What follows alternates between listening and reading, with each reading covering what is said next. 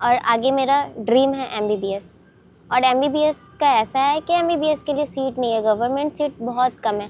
लगभग हर साल 25 लाख प्लस बच्चे एग्ज़ाम में के लिए एलिजिबल होते हैं, बट गवर्नमेंट सीट 55,000 ही हैं। तो मैं ये चाहूँगी कि हमारे जो भी गवर्नमेंट हो नेक्स्ट हो, वो हमें सीट्स ज़्यादा कम से कम प्रोवाइड करें, क्योंकि बहुत सारे बच्चे ऐसे होते हैं वो डिज़र्व करते हैं बट उन्हें सीट नहीं मिल पाता। और कभी कभी ऐसा हो जाता है जैसा कि पिछली बार हुआ, NTA ने क्या किया था, तो इस वजह से जिस बच्चे को मतलब जो बच्चा डिज़र्व करता था वो भी नहीं कर पाया। और ये यहाँ पे बिहार में काफ़ी पेपर लीक हो जाता है, कैंसिल हो जाता है, कभी पेपर कैंसिल हो रहा है, कभी और जैसा कि भैया मतलब ये तो चलता जाता है, ड्रामा चलता रहता है। जैसा कि भैया आप जानते हैं कि बिहार एजुकेशन के मामले में अब भी बहुत पीछे है, खास करके बिहार की लड़कियां बहुत पीछे हैं। और कहीं ना कहीं इशू ये है कि हमारे गांव में स्कूल नहीं है, कॉलेज नहीं है, जिसके कारण हम अपनी एजुकेशन इनकम्प्लीट कर पाते हैं, नहीं कर पाते। और कहीं बाहर जाके करना हो तो फैमिली अलाउ नहीं करते हैं। अगर वो चीज़, वो सुविधा अगर हमारे गांव में हो, हमारे गांव में अगर स्कूल हो, कॉलेज हो, तो हम कर पाएंगे, हम अपनी एजुकेशन कंप्लीट कर पाएंगे। कहीं ना कहीं हमें वो उम्मीद होती है, चाहत होती है कि हम कुछ करें, पर वो फैसिलिटीज़ नहीं मिल पाती है जो कि गवर्नमेंट को प्रोवाइड करनी चाहिए थी, जिस वजह से हम अपनी एजुकेशन इनकम्प्लीट करके छोड़ देते हैं। जो मतलब थोड़ा अमीर है वो तो अपने बच्चे को प्राइवेट में भेजते हैं, सरकारी बनी किस लिए, मतलब उसमें तो हम सब लोग जाते पढ़ने ना, तो अमीर लोग प्राइवेट स्कूल में पढ़ाते हैं अपने बच्चे को, और जो गरीब लोग हैं वो जाते हैं सरकारी में। कैसे पास होगा? आप देखते हो कि भाई ये अमीर लोग हैं, इनको सब कुछ मिल रहा है, हाँ, सब कुछ मिल और रहा है, आपको अपॉर्चुनिटीज नहीं मिल रही हैं, तो आपको क्या लगता है, मतलब आपको खराब लगता है या आप इसको एक्सेप्ट कर लेती हैं, क्या है? बहुत खराब लगता है, मतलब बट आप एक्सेप्ट कर लेती हैं, मान लेती हैं इस बात को, एक्सेप्ट कर लेती हैं, हाँ ठीक है, क्योंकि मतलब कोई सुनने ही नहीं आता है। जैसे कि आप, मतलब मुझे तो ऐसा लग रहा है कि मतलब आप इतने बड़ा होकर मुझसे मिलने आए, और मैं भी आपसे मिलने आई। मेरे गांव का मुखिया जो है वो तो मेरी बात सुनते ही नहीं है, वो बोलते हैं क्या है, जाओ यहाँ से, क्या करने आई हो, घर में रहो, यही बोलती है। और बोलते हैं कि मतलब क्या करना है, ये भी आइडिया बहुत सारे लोगों के माइंड में है कि भैया लड़की हो तो घर में रहो। कहाँ पे आती कर रही हो, कहाँ के लिए इतना कर रही हो, जाइए आप घर पे डांट के मिलगा देती है। पढ़ लिख के चूल्हा ही फूक रहा है। और कहीं ना कहीं हम आवाज उठाते हैं, अगर हम कहीं पे जाते हैं आवाज उठाने के लिए, तो वहाँ पे बोलते हैं लोग कि बहुत बड़ी नेता हो गई हो क्या, यही बोला जाता है। तुमसे बोला?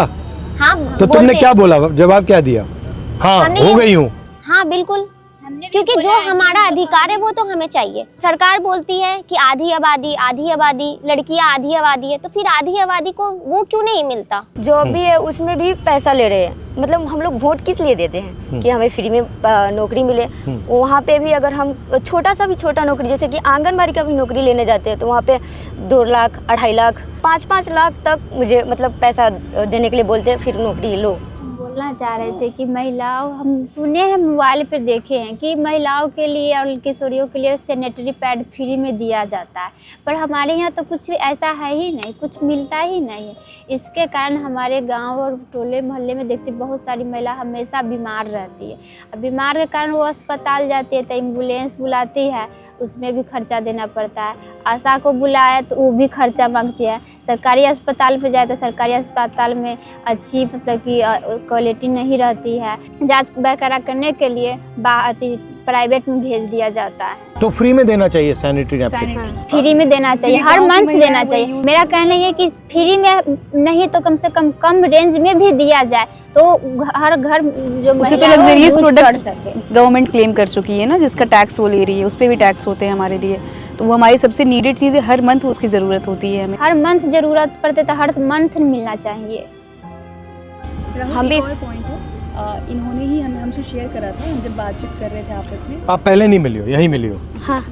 तो इनकी वोटर आईडी ना इन्होंने अप्लाई करी थी 2 साल पहले, मतलब इनको अब जाके वो इशू हो रहा है, जब इन्होंने ऑनलाइन थोड़ा जानकारी ली तब इनसे वो जो वोटर आईडी जो फ्री में होता है, जो हम लोग ऑनलाइन फ्री में करवा लेते हैं, इनसे 2000-3000 चार्ज कर रहे थे। क्यों?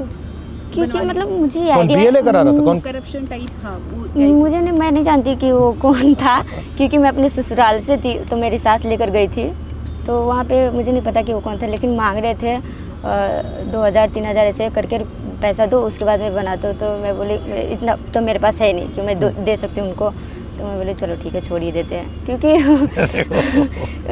था ही नहीं पैसा, तो हम कहाँ से दे उसको। अभी मतलब समझ में आया कि ये फ्री में हो रहा है, तो हाँ, मैं ऑनलाइन वोट तो अप्लाई। फ्री में मिलेगा, संविधान में लिखा है हर व्यक्ति को एक वोट फ्री में मिलना चाहिए। आधार में भी यही हो रहा है, नौकरी भी फ्री में मिलना चाहिए ना। नहीं, क्योंकि वोट तो जो- इसलिए देते हैं ना बड़ी नौकरी चालाकी। भी नौकरी भी फ्री में मिलनी चाहिए हमें, क्योंकि वोट हम किस लिए देते हैं। जो ये हिंदुस्तान में इतनी नफरत फैल रही है, हिंदू मुस्लिम, एक जात को दूसरी जात से लड़ाया जाता है, इसके बारे में क्या सोचती हैं आप? आप चीज़ों में लड़ेंगे, आप बटेंगे, फिर आपके लिए वो एक नैरेटिव क्रिएट की जा रही है कि हम हिंदू हैं तो हमारे लिए ये है, हम मुस्लिम हैं तो ये हमारे दुश्मन है, हम इनके अगेंस्ट रहेंगे, जो गवर्नमेंट ऐसे करेगी, हिंदुओं की जो पूजा कर रही है हम उनको वोट दें। It's all about the narrative. जो अभी जो वोट चोरी वाला भी जो है वो क्या है, मतलब SIR, इट्स समथिंग कि दलित पिछड़े सबको हटा रहे हैं, क्योंकि वो जानते हैं वो अपने हक के लिए जिसको वोट देंगे वो उनको नुकसान करेगा, तो वो सारे उन नामों को काट रहे हैं। उन 65 लाख लोग काट दिए उन्होंने, तो वो उसी बड़ी लिए सीरियस चीज़ है ये।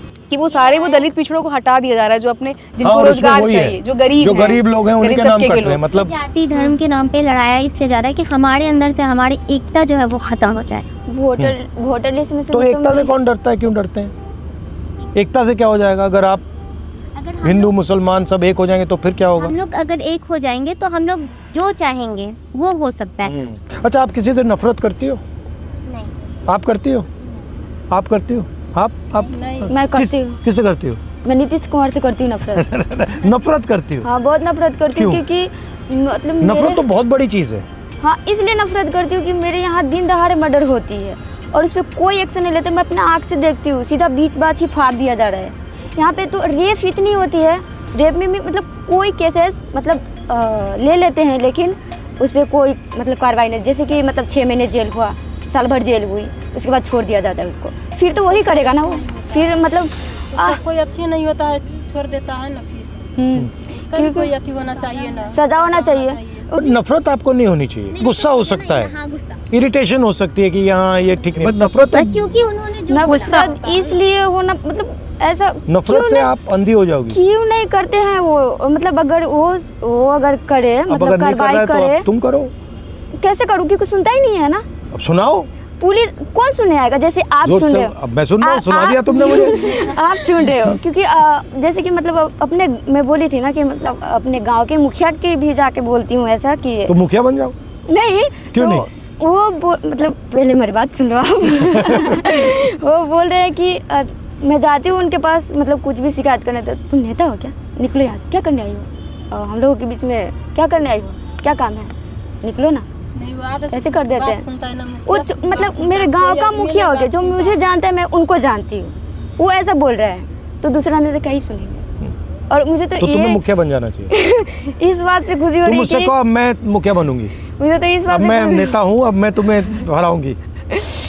मुझे तो इस बात से खुशी हो रही है कि मतलब इतने बड़े नेता जो मुझे सुनने आए। राहुल, एक क्वेश्चन थी हाँ, बताओ। कि हम सब तो फर्स्ट वोटर्स हैं, तो ये हमारी जो थी कि हम मतलब हम किस बेसिस पे वोट करेंगे, हमारी डिमांड्स क्या होंगी, ये सारी चीज़ें हमने आपसे शेयर करी।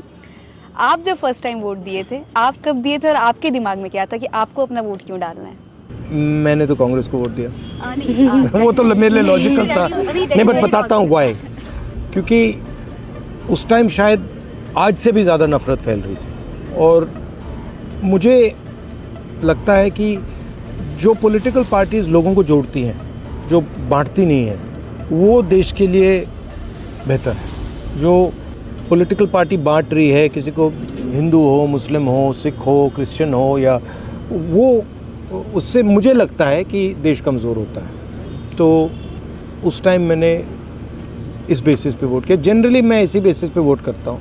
मुझे लगता है जो पॉलिसीज़ का गरीब लोगों को फ़ायदा होना चाहिए, तो जो पार्टीज़ सारा का सारा काम जैसे अंबानी, अदानी, इन लोगों के करते हैं, तो उसमें मुझे इंटरेस्ट नहीं है। क्योंकि मैं चाहता हूँ कि ज़्यादा से ज़्यादा लोग विकास में पार्टिसिपेट करें, ज़्यादा से ज़्यादा लोगों को फ़ायदा मिले। तो ये मेरी थिंकिंग है। आप यात्रा कर रहे हैं बिहार में, हमने कुछ इश्यूज़ बताए आपको, हमारे कुछ ऐसा, तो हाउ डिड यू फील? एक बात मैंने नोटिस की है, बिहार में ठीक है एजुकेशन फैसिलिटीज़ कम हैं, बट इंटेलिजेंस बहुत है, मतलब अनलिमिटेड है। तो मुझे जब मैं यहाँ बैठा हूँ, मैं आपकी बात सुन रहा हूँ, मुझे लग रहा है कि भाई इतनी कैपेबिलिटी है, इसको ज़ाया क्यों कर रहे हैं? मतलब आप में इतनी क्षमता है, इतना टैलेंट है, उसको मतलब इसको ऐसे ही छोड़ दिया है कि भैया इसका कोई मतलब ही नहीं है, इसको बदलना चाहिए। अब बदलना आसान नहीं है, टाइम लगेगा, वो अलग बात है, अनलिमिटेड पॉलिटिकल अवेयरनेस है, बस समझ जाते हैं लोग, 1 सेकंड में समझ जाते हैं, मतलब कन्फ्यूजन नहीं है। चलो बहुत अच्छा लगा आपसे मिलकर, थैंक यू।